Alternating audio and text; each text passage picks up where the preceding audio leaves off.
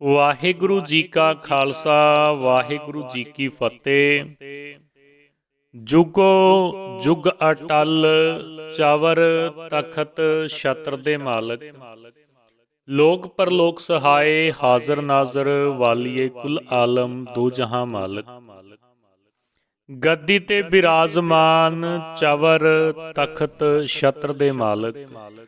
ਧੰਨ ਧੰਨ ਸਾਹਿਬ ਸ੍ਰੀ ਗੁਰੂ ਗ੍ਰੰਥ ਸਾਹਿਬ ਜੀ ਮਹਾਰਾਜ, ਤਿੰਨਾਂ ਦੀ ਪਾਵਨ ਗੋਦ ਦਾ ਨਿਗਮਾਨ ਰਹੀ। ਗੁਰੂ ਪਿਆਰੀ ਗੁਰੂ ਸਵਾਰੀ ਸਾਧ ਸੰਗਤ ਜੀਓ, ਆਪ ਵਡਭਾਗੀ ਹੋ। ਵੱਡਿਆਂ ਭਾਗਾਂ ਵਾਲਿਓ, ਅੱਜ ਖਾਲਸੇ ਦੇ ਜਨਮ ਦਿਹਾੜੇ ਤੇ ਇਕੱਤਰ ਹੋਈ। ਪਰਮ ਸਤਿਕਾਰਯੋਗ ਗੁਰੂ ਰੂਪ ਸਾਧ ਸੰਗਤ ਜੀ, ਸਭ ਤੋਂ ਪਹਿਲਾਂ ਆਪ ਨੂੰ ਅੱਜ ਵਿਸਾਖੀ ਦੇ ਗੁਰਪੁਰਬ ਦੀ ਲੱਖ ਲੱਖ ਵਧਾਈ ਹੋਵੇ। ਅੱਜ ਦੇ ਦਿਨ ਸਾਹਿਬ ਸ੍ਰੀ ਗੁਰੂ ਗੋਬਿੰਦ ਸਿੰਘ ਜੀ ਮਹਾਰਾਜ ਜੀ ਨੇ 1756 ਬਿਕਰਮੀ 1699 ਈਸਵੀ ਨੂੰ ਇੱਕ ਮਹਾਨ ਸਮਾਗਮ ਕੀਤਾ ਸੀ, ਜਿਸ ਦੇ ਵਿੱਚ ਪੱਤਰਕਾਂ ਭੇਜ ਕੇ ਦੂਰੋਂ ਦੂਰੋਂ ਸੰਗਤਾਂ ਸੱਦੀਆਂ। ਬੇਅੰਤ ਹੀ ਸੰਗਤਾਂ ਪੋਠੋਹਾਰ, ਕਾਬਲ, ਕੰਧਾਰ, ਮਾਝਾ, ਮਾਲਵਾ ਤੇ ਦੁਆਬਾ ਆਦਿ ਸਾਰੇ ਭਾਰਤ ਦੇ ਵਿੱਚੋਂ ਆਈਆਂ। ਵਿਦਵਾਨ ਦੱਸਦੇ ਨੇ ਸਾਧ ਸੰਗਤ ਜੀ 10 ਲੱਖ ਦੀ ਗਿਣਤੀ ਦਾ ਇਕੱਠ ਹੋਇਆ। ਸੰਗਤਾਂ ਇੱਕ ਟੱਕ ਚਕੋਰ ਦੀ ਨਿਆਈ ਸਤਿਗੁਰਾਂ ਦੇ ਵੱਲ ਤੱਕ ਰਹੀਆਂ ਨੇ। ਸਤਿਗੁਰੂ ਜੀ ਦੇ ਮਨ ਦੇ ਵਿੱਚ ਜਾਣ ਲਿਆ ਕਿ ਇਹ ਅੰਮ੍ਰਿਤ ਦੇ ਪਿਆਸੇ ਹਨ। ਸਾਰੀ ਸੰਗਤ ਨੇ ਰਾਤ ਆਰਾਮ ਕੀਤਾ। ਗੁਰੂ ਜੀ ਵੀ ਬਿਰਾਜਮਾਨ ਹੋ ਗਏ। ਅੰਮ੍ਰਿਤ ਵੇਲੇ ਸਤਿਗੁਰਾਂ ਨੇ ਇਸ਼ਨਾਨ ਕੀਤਾ। ਸਾਰੀ ਤਿਆਰੀ ਕਰਕੇ ਸ਼ਸਤਰ ਬਸਤਰ ਸਜਾ ਕੇ ਮਹਾਰਾਜ ਸਾਹਿਬ ਜੀ ਇੱਕ ਘੋੜੇ ਤੇ ਅਸਵਾਰ ਹੋ ਕੇ ਆਪਣੇ ਨਿਵਾਸ ਅਸਥਾਨ ਤੋਂ ਸ਼੍ਰੀ ਕੇਸਗੜ੍ਹ ਸਾਹਿਬ ਦੇ ਰਸਤੇ ਚੱਲ ਪਏ। ਗੁਰੂ ਜੀ ਸੰਗਤ ਸਮੇਤ ਸਤਿਕਾਰ ਦੇ ਨਾਲ ਸਾਰਾ ਰਸਤਾ ਕੱਟਦੇ ਹੋਏ, ਰਸਤਾ ਲੰਘਦੇ ਹੋਏ ਸ਼੍ਰੀ ਕੇਸਗੜ੍ਹ ਸਾਹਿਬ ਆ ਬਰਾਜੇ। ਪਹਿਲਾਂ ਸ਼੍ਰੀ ਆਸਾ ਜੀ ਦੀ ਵਾਰ ਦਾ ਕੀਰਤਨ ਹੋਇਆ। ਤੰਬੂ ਪਹਿਲਾਂ ਹੀ ਲਵਾ ਦਿੱਤੇ ਗਏ ਸਨ। ਆਲੇ ਦੁਆਲੇ ਕਨਾਤਾਂ ਤਾਣ ਦਿੱਤੀਆਂ ਸਨ। ਦੀਵਾਨ ਸਜਿਆ ਹੋਇਆ ਸੀ। ਉਸ ਸਮੇਂ ਸਤਿਗੁਰਾਂ ਨੇ ਭਰੇ ਦੀਵਾਨ ਦੇ ਵਿੱਚ ਬਿਜਲੀ ਦੇ ਨਾਲੋਂ ਵੀ ਵੱਧ ਲਿਸ਼ਕਦੀ ਸ਼੍ਰੀ ਸਾਹਿਬ ਮਿਆਨ ਦੇ ਵਿੱਚੋਂ ਕੱਢੀ। ਕਲਗੀਧਰ ਜੀ ਨੇ ਵੀਰ ਰਸੀ ਨਿਗਾਹ ਦੇ ਨਾਲ ਤੱਕਿਆ ਤੇ ਬਚਨ ਕੀਤਾ, ਕੋਈ ਅਜਿਹਾ ਹੈ ਜਿਹੜਾ ਧਰਮ ਵਾਸਤੇ ਆਪਣਾ ਸੀਸ ਭੇਟ ਕਰੇ। ਗੁਰੂ ਜੀ ਦੇ ਇਹਨਾਂ ਬਚਨਾਂ ਨੂੰ ਸੁਣ ਕੇ ਸਾਰੇ ਦੀਵਾਨ ਦੇ ਵਿੱਚ ਸਨਾਟਾ ਛਾ ਗਿਆ। ਸਾਰਿਆਂ ਦੀਆਂ ਨੀਵੀਆਂ ਪੈ ਗਈਆਂ। ਸਤਿਗੁਰੂ ਜੀ ਦੂਜੀ ਵਾਰ ਫਿਰ ਸ਼ੇਰ ਦੀ ਗਰਜ ਵਾਂਗ ਕਿਹਾ ਤਾਂ ਕੋਈ ਵੀ ਨਾ ਉੱਠਿਆ। ਸਤਿਗੁਰੂ ਜੀ ਦੇ ਤੀਜੀ ਵਾਰ ਕਹਿਣ ਤੇ ਲਾਹੌਰ ਦੇ ਰਹਿਣ ਵਾਲੇ ਭਾਈ ਦਇਆ ਰਾਮ ਜੀ ਖੜੇ ਹੋਏ ਤੇ ਅੱਗੇ ਵੱਧ ਕੇ ਕਿਹਾ, ਮੇਰਾ ਸੀਸ ਹਾਜ਼ਰ ਹੈ। ਸਤਿਗੁਰਾਂ ਨੇ ਪੁੱਛਿਆ, ਪਹਿਲਾਂ ਤੂੰ ਇਹ ਦੱਸ, ਤੈਨੂੰ ਘਰ ਦੇ ਵਿੱਚ ਕੋਈ ਤਕਲੀਫ ਤਾਂ ਨਹੀਂ? ਤੂੰ ਆਪਣੀ ਖੁਸ਼ੀ ਦੇ ਨਾਲ ਸੀਸ ਹਾਜ਼ਰ ਕਰ ਰਿਹਾ ਹੈ? ਭਾਈ ਦਇਆ ਰਾਮ ਜੀ ਨੇ ਦੋਵੇਂ ਹੱਥ ਜੋੜ ਕੇ ਸਾਧ ਸੰਗਤ ਜੀ ਬੇਨਤੀ ਕੀਤੀ ਕਿ ਮੈਂ ਖੁਸ਼ੀ ਦੇ ਨਾਲ ਆਪਣਾ ਸੀਸ ਹਾਜ਼ਰ ਕਰ ਰਿਹਾ ਹਾਂ। ਕਲਗੀਧਰ ਜੀ ਨੇ ਭਾਈ ਦਇਆ ਰਾਮ ਜੀ ਨੂੰ ਤੰਬੂ ਦੇ ਵਿੱਚ ਲੈ ਗਏ ਤੇ ਜਿਸ ਵਿੱਚ ਸ੍ਰੀ ਗੁਰੂ ਗ੍ਰੰਥ ਸਾਹਿਬ ਜੀ ਦਾ ਪ੍ਰਕਾਸ਼ ਸੀ। ਸਤਿਗੁਰਾਂ ਜੀ ਨੇ ਭਾਈ ਦਇਆ ਰਾਮ ਜੀ ਦਾ ਸਿਰ ਕੱਟ ਦਿੱਤਾ, ਜਿਸ ਦਾ ਖੜਾਕਾ ਸੰਗਤਾਂ ਦੇ ਵਿੱਚ ਸੁਣਿਆ। ਇੱਥੇ ਹੁਣ ਕਈ ਨਿਸ਼ਰ ਤੱਕ ਲੋਕ ਕਹਿੰਦੇ ਨੇ ਕਿ ਤੰਬੂ ਦੇ ਵਿੱਚ ਗੁਰੂ ਜੀ ਨੇ 5 ਬੱਕਰੇ ਬੰਨੇ ਹੋਏ ਸਨ, ਉਹਨਾਂ ਦੇ ਸਿਰ ਕੱਟੇ ਸਨ। ਸਾਧ ਸੰਗਤ ਜੀ, ਇਹਨਾਂ ਲੋਕਾਂ ਨੂੰ ਪੁੱਛਣਾ ਚਾਹੀਦਾ ਹੈ ਕਿ ਮਹਾਰਾਜ ਸਾਹਿਬ ਜੀ ਨੇ ਆਪ ਤਾਂ ਬੱਕਰੇ ਖਰੀਦ ਕੇ ਨਹੀਂ ਲਿਆਂਦੇ ਹੋਣਗੇ, ਤਾਂ ਫਿਰ ਆਪ ਆ ਕੇ ਤੰਬੂ ਦੇ ਵਿੱਚ ਬੰਨੇ ਵੀ ਨਹੀਂ ਹੋਣਗੇ, ਸਗੋਂ ਕਿਸੇ ਮਸੰਦ ਜਾਂ ਕਿਸੇ ਸਿੱਖ ਨੇ ਹੀ ਖਰੀਦ ਕੇ ਲਿਆਂਦੇ ਹੋਣਗੇ ਤੇ ਬੰਨੇ ਹੋਣਗੇ। ਜਦ ਫਿਰ ਗੁਰੂ ਜੀ ਨੇ ਸੀਸ ਦੀ ਮੰਗ ਕੀਤੀ ਤਾਂ ਉਹ ਮਸੰਦ ਜਾਂ ਸਿੱਖ ਇਹ ਸੋਚ ਕੇ ਖੜਾ ਕਿਉਂ ਨਾ ਹੋਇਆ ਕਿ ਸੀਸ ਤਾਂ ਗੁਰੂ ਜੀ ਨੇ ਬੱਕਰੇ ਦਾ ਹੀ ਵੱਢਣਾ ਹੈ ਤੇ ਮੈਂ ਕਿਉਂ ਨਾ ਆਗਿਆ ਮੰਨ ਕੇ ਗੁਰੂ ਜੀ ਦੀ ਖੁਸ਼ੀ ਲੈ ਲਵਾਂ। ਕਿਸੇ ਇਕੱਠ ਪਾਸ ਤੰਬੂ ਦੇ ਵਿੱਚ 5 ਬੱਕਰੇ ਬੰਨ ਦੇਵੋ, ਉਹਨਾਂ ਦੇ ਵਿੱਚੋਂ ਇੱਕ ਬੱਕਰੇ ਦਾ ਸਿਰ ਵੱਢ ਦੇਵੋ ਤੇ ਬਾਕੀ 4 ਮਿਆਂਗ ਕੇ ਰੂਲਾ ਪਾ ਦੇਣਗੇ। ਪਤਾ ਲੱਗ ਜਾਵੇਗਾ ਕਿ ਅੰਦਰ ਬੱਕਰੇ ਦਾ ਸਿਰ ਵੱਢਿਆ ਹੈ, ਬੰਦੇ ਦਾ ਨਹੀਂ। ਸੋ ਸਾਧ ਸੰਗਤ ਜੀ, ਇਹ ਤਾਂ ਕੁਝ ਹੀ ਸ਼ਰਾਰਤ ਹੈ। ਗੁਰੂ ਜੀ ਕਹਿੰਦੇ ਹਨ ਕੁਝ ਹੋਰ ਸਨ ਤੇ ਕਰਦੇ ਕੁਝ ਹੋਰ ਸਨ।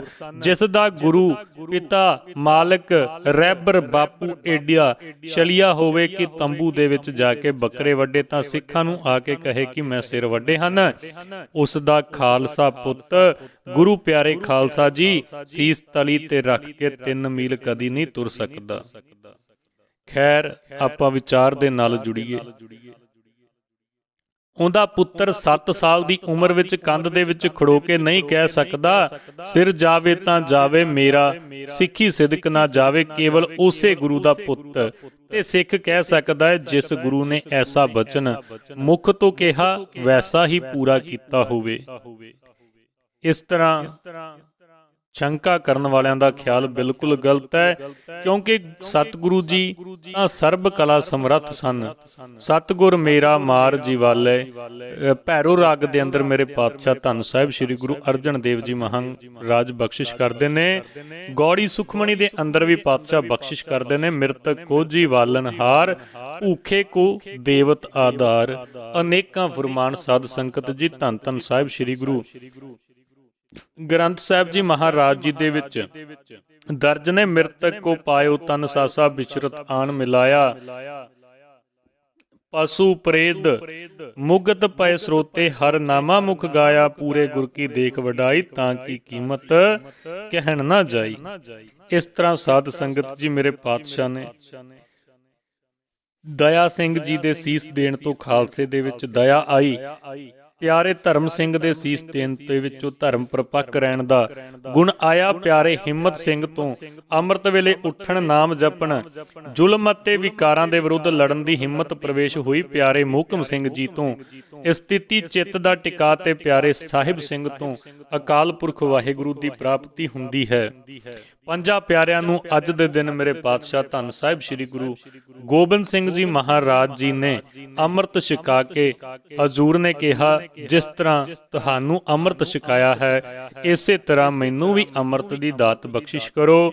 ਇਹ ਸੁਣ ਕੇ ਪੰਜ ਪਿਆਰੇ ਅਚਰਜ ਹੋ ਗਏ, ਬੇਨਤੀ ਕੀਤੀ ਕਿ ਮਹਾਰਾਜ ਅਸੀਂ ਕਲਯੁਗੀ ਜੀਵ ਔਗਣਾ ਦੇ ਭਰੇ ਹਾਂ, ਆਪ ਜੀ ਨੂੰ ਕਿਸ ਤਰ੍ਹਾਂ ਅੰਮ੍ਰਿਤ ਛਕਾ ਸਕਦੇ ਹਾਂ। ਅਤੇ ਇਹ ਪਿਛਲੇ ਯੁੱਗਾਂ ਦੇ ਵਿੱਚ ਵੀ ਨਹੀਂ ਹੋਇਆ ਕਿ ਕਿਸੇ ਸਿੱਖ ਨੇ ਗੁਰੂ ਨੂੰ ਗੁਰੂ ਦੀਖਿਆ ਦਿੱਤੀ ਹੋਵੇ। ਸਤਿਗੁਰਾਂ ਨੇ ਕਿਹਾ ਕਿ ਅਕਾਲ ਪੁਰਖ ਵਾਹਿਗੁਰੂ ਦਾ ਇਸੇ ਤਰ੍ਹਾਂ ਹੁਕਮ ਹੈ। ਪੰਜਾਂ ਪਿਆਰਿਆਂ ਨੇ ਸਤਿਗੁਰੂ ਜੀ ਦੇ ਆਗਿਆ ਮੰਨ ਕੇ ਉਸੇ ਤਰ੍ਹਾਂ ਅੰਮ੍ਰਿਤ ਤਿਆਰ ਕਰਕੇ ਛਕਾਇਆ। ਸਤਿਗੁਰੂ ਪਾਤਸ਼ਾਹ ਅੰਮ੍ਰਿਤ ਛਕ ਕੇ ਬਹੁਤ ਪ੍ਰਸੰਨ ਹੋਏ ਤੇ ਬਚਨ ਕੀਤਾ ਕਿ ਗੁਰਮੁਖੋ ਜੋ ਕੁਝ ਵੀ ਮੰਗਣਾ ਹੈ ਮੰਗ ਲਵੋ। ਪਿਆਰੇ ਦਇਆ ਸਿੰਘ ਨੇ ਬੇਨਤੀ ਕੀਤੀ, ਆਪ ਜੀ ਹਰ ਵਕਤ ਦਰਸ਼ਨ ਬਖਸ਼ਿਸ਼, ਆਪ ਜੀ ਨੇ ਹਰ ਵਕਤ ਦਰਸ਼ਨ ਬਖਸ਼ਨੇ, ਸਦਾ ਅੰਗ ਸੰਗ ਸਹਾਈ ਰਹਿਣਾ ਤੇ ਸਦਾ ਹੀ ਸਨਮੁਖ ਬਣਾਈ ਰੱਖਣਾ। ਤਾਂ ਗੁਰੂ ਜੀ ਨੇ ਹਜੂਰ ਨੇ ਜਿਹੜੇ ਬਚਨ ਕੀਤੇ, ਜੋ ਹਮਰੀ ਫੁਨ ਰਹਿਤ ਸੋ ਰਾਖੇ, ਗੁਰਬਾਣੀ ਰਸ ਨਿਤ ਉਠ ਚਾਕੇ, ਮੈਂ ਤਾਂ ਕੇ ਸਦ ਰਹੂੰ ਸਹਾਇਕ, ਦੁਖ ਬਿਗਨ ਸਗਲੇ ਤਿਨ ਨਾਇਕ। ਫਿਰ ਸਾਰੀ ਸਿੱਖਿਆ ਸੁਣਾਈ। ਉਸੇ ਦਿਨ ਹੀ ਚੌਹਾਂ ਸਾਹਿਬਜ਼ਾਦਿਆਂ ਮਾਤਾ ਗੁਜਰੀ ਜੀ ਸਤਿਗੁਰੂ ਜੀ ਦੇ ਮਹਿਲ ਸਾਡੀਆਂ ਮਾਤਾਵਾਂ ਨੇ ਅੰਮ੍ਰਿਤ ਛਕਿਆ ਤੇ ਫਿਰ ਸੰਗਤ ਦੇ ਵਿੱਚੋਂ 20,000 ਨੂੰ ਅੰਮ੍ਰਿਤ ਪਾਨ ਕਰਵਾਇਆ ਤੇ ਸਾਰੇ ਵਰਨਾਂ ਨੂੰ ਊਚ ਨੀਚ ਦਾ ਭੇਦ ਮਿਟਾ ਕੇ ਸਤਿਗੁਰੂ ਜੀ ਨੇ ਕਿਹਾ ਵਾਹਿਗੁਰੂ ਜੀ ਕਾ ਖਾਲਸਾ ਵਾਹਿਗੁਰੂ ਜੀ ਕੀ ਫਤਿਹ। ਗੁਰੂ ਰੂਪ ਸਾਧ ਸੰਗਤ ਜੀਓ, ਪਾਤਸ਼ਾਹ ਬਖਸ਼ਿਸ਼ ਕਰਦੇ ਨੇ ਕਿ ਪੰਜਾਂ ਕਕਾਰਾਂ ਦੀ ਰਹਿਤ ਦੇ ਵਿੱਚ ਪਰਪੱਕ ਰਹਿਣ ਵਾਲੇ ਦੇ ਬਾਬਤ ਇਉਂ ਫਰਮਾਇਆ ਹੈ, ਖਾਲਸਾ ਮੇਰੋ ਰੂਪ ਹੈ ਖਾਸ, ਖਾਲਸੇ ਮੈਂ ਹਾਂ ਕਰੋ ਨਿਵਾਸ। ਆਓ ਆਪਾਂ ਅੱਜ ਵੈਸਾਖ ਮਹੀਨੇ ਦੀ ਸੰਗਰਾਂਦ ਦੀ ਪਵਿੱਤਰ ਸ਼ਬਦ ਦੇ ਨਾਲ ਜੁੜਨ ਦਾ ਯਤਨ ਕਰੀਏ। ਸਤਨਾਮ ਸ਼੍ਰੀ ਵਾਹਿਗੁਰੂ ਸਾਹਿਬ ਜੀ। ਵੈਸਾਖ ਧੀਰਨ ਕਿਉਂ ਵਾਡੀਆਂ, ਜਿਨ੍ਹਾਂ ਪ੍ਰੇਮ ਬਿਸ਼ੋਹ। ਵੈਸਾਖ ਧੀਰਨ ਕਿਉਂ ਵਾਡੀਆਂ, ਜਿਨ੍ਹਾਂ ਪ੍ਰੇਮ ਬਿਸ਼ੋਹ। ਵੈਸਾਖ ਤੋਂ ਭਾਵ ਵੈਸਾਖ ਦੇ ਮਹੀਨੇ ਵਿੱਚ ਕਿਉਂ ਧੀਰਨ, ਕਿਵੇਂ ਧੀਰਜ ਕਰਨ, ਵਾਢੀਆਂ ਪਤੀ ਤੋਂ ਵਿਛੜੀਆਂ ਹੋਈਆਂ, ਵਿਛੋਹ ਵਿਛੋੜਾ ਪ੍ਰੇਮ, ਵਿਛੋਹ ਪ੍ਰੇਮ ਦੀ ਅਨਹੋਂਦ। ਵਿਸਾਖੀ ਵਾਲੇ ਦਿਨ ਹਰੇਕ ਇਸਤਰੀ ਮਰਦ ਵਾਸਤੇ ਰੀਝਾਂ ਵਾਲਾ ਦਿਨ ਹੁੰਦਾ ਹੈ, ਪਰ ਵਿਸਾਖ ਦੇ ਵਿੱਚ ਉਹਨਾਂ ਇਸਤਰੀਆਂ ਦਾ ਦਿਲ ਕਿਵੇਂ ਖਲੋਵੇ ਜੋ ਪਤੀ ਤੋਂ ਵਿਛੜੀਆਂ ਪਈਆਂ ਹਨ, ਜਿਨ੍ਹਾਂ ਦੇ ਅੰਦਰ ਪਿਆਰ ਦੇ ਪ੍ਰਗਟਾਵੇ ਦੀ ਅਨਹੋਂਦ ਹੈ। ਧੁੱਖਾਂ ਜੌ ਮਾਲੀ ਕਾਰਨ ਤਿੰਨਾ ਮਾਂ ਪਿਰੀ। ਸ਼ੇਖ ਫਰੀਦ ਜੀ ਬਖਸ਼ਿਸ਼ ਕਰਦੇ ਨੇ ਕਿ ਜਿਸ ਤਰ੍ਹਾਂ ਚੱਕਵੀਂ ਦੇ ਵਾਸਤੇ ਅਨੇਕਾਂ ਚੰਦ ਜੜ ਜਾਣ, ਚਕੋਰ ਦੇ ਵਾਸਤੇ ਅਨੇਕਾਂ ਸੂਰਜ ਚੜ ਜਾਣ, ਪਰ ਉਹ ਆਪਣੇ ਪਿਆਰੇ ਪਤੀ ਤੋਂ ਬਿਨਾਂ, ਆਪਣੇ ਪਿਆਰੇ ਤੋਂ ਬਿਨਾਂ ਕਿਸੇ ਪ੍ਰਕਾਰ ਵੀ ਧੀਰਜ ਵਿੱਚ ਨਹੀਂ ਆਉਂਦੀ। ਇਸੇ ਤਰ੍ਹਾਂ ਹੀ ਪ੍ਰੇਮੀ ਜਗਿਆਸੂ ਵੀ ਮਾਇਆ ਦੀ ਪ੍ਰਾਪਤੀ ਹੋਣ ਤੇ ਰੂਪ ਚੰਦ ਚੜ ਜਾਵੇ, ਜਸ ਹੋਣ ਰੂਪ ਸੂਰਜ ਚੜ ਜਾਵੇ, ਅੰਨੇ ਅੱਗ ਕਰੋੜਾਂ ਦੀਵੇ ਬਾਲਣ ਵਾਂਗ ਬਲਦੇ ਰਹਿਣ, ਉਹਨਾਂ ਅਨੇਕਾਂ ਵੇਦਾਂ ਸ਼ਾਸਤਰਾਂ ਦਾ ਗਿਆਨ ਹੋਵੇ, ਭਾਵੇਂ ਕਥਨ ਕਰਕੇ ਸੁਣਾਇਆ ਜਾਵੇ, ਜੇ 100 ਚੰਦਾ ਉਗਵੈ ਸੂਰਜ ਚੜੇ ਹਜ਼ਾਰ, ਏਤੇ ਚਾਨਣ ਹੁੰਦਿਆਂ ਗੁਰ ਬਿਨ ਘੋਰੇ ਅੰਧਾਰ। ਸਾਧ ਸੰਗਤ ਜੀ, ਭਾਵੇਂ ਕਥਨ ਕਰਕੇ ਸੁਣਾਇਆ ਜਾਵੇ ਪਰ ਫਿਰ ਵੀ ਉਹਨਾਂ ਨੂੰ ਧੀਰਜ ਨਹੀਂ ਆਉਂਦੀ, ਉਹ ਤਾਂ ਆਪਣੇ ਪਿਆਰੇ ਦੇ ਮਿਲਾਪ ਤੋਂ ਬਗੈਰ ਇਸ ਤਰ੍ਹਾਂ ਨੇ, ਏਤੇ ਚਾਨਣ ਹੁੰਦਿਆਂ ਗੁਰ ਬਿਨ ਘੋਰ ਅੰਧਾਰ। ਅਗਲੀ ਪੰਕਤੀ ਦੇ ਅੰਦਰ ਮੇਰੇ ਪਾਤਸ਼ਾਹ ਧੰਨ ਸਾਹਿਬ ਸ੍ਰੀ ਗੁਰੂ ਅਰਜਨ ਦੇਵ ਜੀ ਮਹਾਰਾਜ ਸਾਡੇ ਕਲਯੁਗੀ ਜੀਵਾਂ ਦੇ ਉਧਾਰ ਦੇ ਵਾਕ ਤੇ ਬਖਸ਼ਿਸ਼ ਕਰ ਰਹੇ ਨੇ। ਹਰ ਸਾਜਨ ਪੁਰਖ ਵਿਸਾਰ ਕੈ, ਲੱਗੀ ਮਾਇਆ ਤੋਹ। ਹਰ ਸਾਜਨ ਪੁਰਖ ਵਿਸਾਰ ਕੈ, ਲੱਗੀ ਮਾਇਆ ਤੋਹ। ਮਾਇਆ ਤੋਹ ਤੋਂ ਭਾਵ ਉਹ ਰੂਪ ਮਾਇਆ, ਮਨ ਮਨ ਮੋਹਨੀ ਮਾਇਆ। ਇਸ ਤਰ੍ਹਾਂ ਉਸ ਜੀਵ ਨੂੰ ਧੀਰਜ ਕਿਵੇਂ ਆਵੇ ਜਿਸ ਨੂੰ ਸੱਜਣ ਪ੍ਰਭੂ ਵਿਸਾਰ ਕੇ ਮਨ ਮੋਹਣੀ ਮਾਇਆ ਚਿੰਬੜੀ ਹੋਈ ਹੈ। ਪੁੱਤਰ ਕਲਤਰ ਨਾ ਸੰਗ ਤਣਾ, ਹਰ ਅਵਨਾਸੀ ਓਹ। ਪੁੱਤਰ ਕਲਤਰ ਨਾ ਸੰਗ ਧਣਾ, ਹਰ ਅਵਨਾਸੀ ਓਹ। ਕਲਤਰ ਤੋਂ ਭਾਵ ਇਸਤਰੀ, ਪੁੱਤਰ ਤੋਂ ਭਾਵ ਪੁੱਤਰ, ਸੰਗ ਤੋਂ ਭਾਵ ਸਾਥ। ਪੁੱਤਰ ਕਲਤਰ ਇਸਤਰੀ ਆਦਿਕ ਕਿਸੇ ਸੰਬੰਧੀ ਧਨ ਦੇ ਜੀਵ ਨਾਲ ਪਰਲੋਕ ਵਿੱਚ ਨਹੀਂ ਜਾਣਾ। ਉਸ ਅਬਨਾਸੀ ਹਰੀ ਨੇ ਹੀ ਜੀਵ ਦੀ ਸਹਾਇਤਾ ਕਰਨੀ ਹੈ। ਸਾਧ ਸੰਗਤ ਜੀ, ਨਾ ਪੁੱਤਰ ਨਾ ਇਸਤਰੀ ਨਾ ਧਨ ਨਾ ਕੋਈ ਵੀ ਮਨੁੱਖ ਨਾਲ ਨਹੀਂ ਨਿਭਦਾ। ਇੱਕ ਅਬਨਾਸੀ ਪ੍ਰਮਾਤਮਾ ਹੀ ਅਸਲ ਸਾਥੀ ਹੈ। ਉਸ ਮਾਲਕ ਅਕਾਲ ਪੁਰਖ ਵਾਹਿਗੁਰੂ ਦੀ ਭਜਨ ਬੰਦਗੀ ਸਿਫਤ ਸਲਾਹ ਸੇਵਾ ਸਿਮਰਨ ਹੀ ਅਸਲ ਸਾਥੀ ਹੈ। ਜਿੱਥੇ ਪੁੱਤਰ ਕਲਤਰ ਨਾ ਬੇਲੀ ਕੋਈ, ਤਿੱਥੇ ਹਰ ਆਪ ਛਡਾਏਂਦਾ। ਸਾਧ ਸੰਗਤ ਜੀ, ਜਿੱਥੇ ਪੁੱਤਰ ਕਲਤਰ ਭਾਵ ਜਿੱਥੇ ਪੁੱਤਰ ਇਸਤਰੀ ਨਾ ਬੇਲੀ ਕੋਈ, ਕੋਈ ਸਾਥ ਨਹੀਂ ਦਿੰਦਾ, ਤਿੱਥੇ ਹਰ ਆਪ ਛਡਾਏਂਦਾ। ਤਿੱਥੇ ਮਾਲਕ ਅਕਾਲ ਪੁਰਖ ਵਾਹਿਗੁਰੂ ਆਪ ਸਹਾਇਤਾ ਕਰਦਾ ਏ, ਆਪ ਛਡਾਉਂਦਾ ਹੈ। ਪਲਚ ਪਲਚ ਸਗਲੀ ਮੂਈ, ਝੂਠੇ ਧੰਦੇ ਮੋਹ। ਪਲਚ ਪਲਚ ਸਗਲੀ ਮੂਈ, ਝੂਠੇ ਧੰਦੇ ਮੋਹ। ਧੰਦੇ ਮੋਹ ਤੋਂ ਭਾਵ ਧੰਦੇ ਦਾ ਮੋਹ, ਨਾਸਵੰਤ ਧੰਦੇ ਦਾ ਮੋਹ ਸਾਰੀ ਲੁਕਾਈ ਨੂੰ ਹੀ ਵਿਆਪ ਰਿਹਾ ਹੈ। ਮਾਇਆ ਦੇ ਮੋਹ ਵਿੱਚ ਮੁੜ ਮੁੜ ਫਸ ਕੇ ਸਾਰੀ ਲੁਕਾਈ ਹੀ ਆਤਮਕ ਮੌਤੇ ਮਰ ਰਹੀ ਹੈ। ਘਰ ਕਾ ਕਾਜ ਨਾ ਜਾਣੀ ਰੂੜਾ, ਝੂਠੇ ਧੰਦੇ ਰਚਿਓ ਮੂੜਾ। ਸੂਹੀ ਰਾਗ ਦੇ ਅੰਦਰ ਸਾਧ ਸੰਗਤ ਜੀ, ਮੇਰੇ ਪਾਤਸ਼ਾਹ ਧੰਨ ਸਾਹਿਬ ਸ੍ਰੀ ਗੁਰੂ ਅਰਜਨ ਦੇਵ ਜੀ ਮਹਾਰਾਜ ਬਖਸ਼ਿਸ਼ ਕਰਦੇ ਨੇ। ਘਰ ਕਾ ਕਾਜ ਨਾ ਜਾਣੀ ਰੂੜਾ, ਝੂਠੇ ਧੰਦੇ ਰਚਿਓ ਮੂੜਾ। ਇਹ ਪ੍ਰਭੂ, ਤੇਰੀ ਮਿਹਰ ਤੋਂ ਬਿਨਾ ਮਨੁੱਖ ਉਹ ਸੋਹਣਾ ਕੰਮ ਕਰਨਾ ਨਹੀਂ ਜਾਣਦਾ ਜਿਹੜਾ ਆਪਣੇ ਹਿਰਦੇ ਘਰ ਦੇ ਵਿੱਚ ਕੰਮ ਆਉਂਦਾ ਹੈ। ਝੂਠੇ ਧੰਦੇ ਰਚਿਓ ਮੂੜੋ, ਸਗੋਂ ਇਹ ਮੂਰਖ ਝੂਠੇ ਧੰਦੇ ਦੇ ਵਿੱਚ ਮਸਤ ਰਹਿੰਦਾ ਹੈ। ਇਕਸ ਹਰ ਕੇ ਨਾਮ ਬਿਨ ਅੱਗੇ ਲਈਐ ਹੈ ਖੋਏ। ਇਕਸ ਹਰ ਕੇ ਨਾਮ ਬਿਨ ਅੱਗੇ ਲਈਐ ਹੈ ਖੋਏ। ਲਈਐ ਕੋਹੇ ਤੋਂ ਭਾਵ ਖੋਹੇ ਜਾਂਦੇ ਨੇ ਅੱਗੇ ਪਹਿਲਾਂ ਹੀ। ਇੱਕ ਪਰਮਾਤਮਾ ਦਾ ਨਾਮ ਸਿਮਰਨ ਤੋਂ ਬਿਨਾ, ਹਰੀ ਦੇ ਨਾਮ ਤੋਂ ਬਿਨਾ ਹੋਰ ਸਾਰੇ ਸਕਾਮ ਕਰਮ ਅੱਗੇ ਪਰਲੋਕ ਦੇ ਵਿੱਚ ਜੰਮ ਇਸ ਜੀਵ ਦੇ ਪਾਸੋਂ ਖੋਹ ਲੈਂਦੇ ਨੇ। ਜਿਤਨੇ ਵੀ ਕਰਮ ਇੱਥੇ ਕਰੀਦੇ ਹਨ ਉਹ ਮਰਨ ਤੋਂ ਪਹਿਲਾਂ ਹੀ ਖੋਹ ਲਏ ਜਾਂਦੇ ਨੇ, ਭਾਵ ਉਹ ਉੱਚੇ ਆਤਮਿਕ ਜੀਵਨ ਦਾ ਅੰਗ ਨਹੀਂ ਬਣਦੇ। ਗ੍ਰੰਥਾਂ ਦੇ ਵਿੱਚ ਲਿਖਿਆ ਹੈ ਕਿ ਪਾਪੀ ਜੀਵਾਂ ਨੂੰ ਖੁਦ ਜਦ ਜੰਮ ਸੰਸਾਰ ਤੋਂ ਲੈ ਕੇ ਤੁਰਦੇ ਹਨ ਤੇ ਰਸਤੇ ਦੇ ਵਿੱਚ ਉਹਨਾਂ ਨੂੰ ਕਈ ਤਰ੍ਹਾਂ ਦੇ ਦੁੱਖ ਦਿੱਤੇ ਜਾਂਦੇ ਨੇ, ਜੈਸਾ ਕਿ ਰਸਤੇ ਦੇ ਵਿੱਚ ਪਹਿਲਾਂ ਲਹੂ ਪਾਕ ਦੀ ਬੈਤਰਨੀ ਨਦੀ ਆਉਂਦੀ ਆ, ਜਿਸ ਨੂੰ ਪਾਪੀ ਜੀਵ ਤਰ ਨਹੀਂ ਸਕਦਾ। ਉਸ ਵਿੱਚ ਗੋਤੇ ਖਾਂਦਾ ਹੋਇਆ ਜਮਾਂ ਦੇ ਡੰਡਿਆਂ ਦੀ ਮਾਰ ਦੇ ਨਾਲ ਬਹੁਤ ਦੁਖੀ ਹੁੰਦਾ ਏ। ਉਸ ਤੋਂ ਅੱਗੇ ਅਸਪੱਤਰ ਬਨ, ਜਿਸ ਦੇ ਬ੍ਰਿਛਾਂ ਦੇ ਪੱਤੇ ਤਲਵਾਰ ਵਰਗੇ ਤਿੱਖੇ ਹੁੰਦੇ ਨੇ। ਸਾਧ ਸੰਗਤ ਜੀ, ਇਸ ਤਰ੍ਹਾਂ ਹੋਰ ਵੀ ਬਹੁਤ ਜਿਹੜੇ ਦੁੱਖ ਭਰਿਆ ਰਸਤਾ ਲੰਬਾ ਧਰਮਰਾਜ ਤੱਕ ਜਾਂਦਾ ਏ। ਛੂਟਤ ਨਾਹੀ ਕੋਟ ਲਖ ਬਾਹੀ, ਗੌੜੀ ਸੁਖਮਣੀ ਦੇ ਅੰਦਰ ਪਾਤਸ਼ਾਹ ਬਖਸ਼ਿਸ਼ ਕਰਦੇ ਨੇ। ਛੂਟਤ ਨਾਹੀ ਕੋਟ ਲਖ ਬਾਹੀ, ਨਾਮ ਜਪਤ ਤੈ ਪਾਰ ਪਰਾਹੀ। ਉਸ ਪ੍ਰਲੋਕ ਦੇ ਵਿੱਚ ਲੱਖਾਂ ਬਾਹੀਆਂ ਨੇ ਛੁੱਟ ਨਹੀਂ ਸਕਦਾ। ਇੱਕੋ ਹੀ ਐਸੇ ਕਠਿਨ ਅਤੇ ਭਿਆਨਕ ਸਮੇਂ ਦੇ ਵਿੱਚ ਕੇਵਲ ਪਰਮਾਤਮਾ ਦਾ ਨਾਮ ਹੀ ਸਹਾਈ ਹੁੰਦਾ ਹੈ। ਜੈ ਮਹਾ ਭਿਆਨ ਦੂਤ ਜਮ ਦਲੈ, ਤਹਿ ਕੇਵਲ ਨਾਮ ਸੰਗ ਤੇਰੇ ਚੱਲੈ। ਜਹ ਮਾਰਗ ਕੇ ਗਣੇ ਜਾਹੇ ਨਾ ਕੋਸਾ, ਹਰ ਕਾ ਨਾਮ ਉਹਾਂ ਸੰਗ ਤੋਸਾ। ਜਹ ਪੈਂਡੇ ਮਹਾ ਅੰਧ ਗੁਬਾਰਾ, ਹਰ ਕਾ ਨਾਮ ਸੰਗ ਉਜਿਆਰਾ। ਗੌੜੀ ਸੁਖਮਣੀ ਦੇ ਅੰਦਰ ਮੇਰੇ ਪਾਤਸ਼ਾਹ ਬਖਸ਼ਿਸ਼ ਕਰਦੇ ਨੇ। ਸਾਧ ਸੰਗਤ ਜੀ, ਆਓ ਆਪਾਂ ਅਗਲੀ ਪੰਕਤੀ ਦੇ ਨਾਲ ਜੁੜਨ ਦਾ ਯਤਨ ਕਰੀਏ।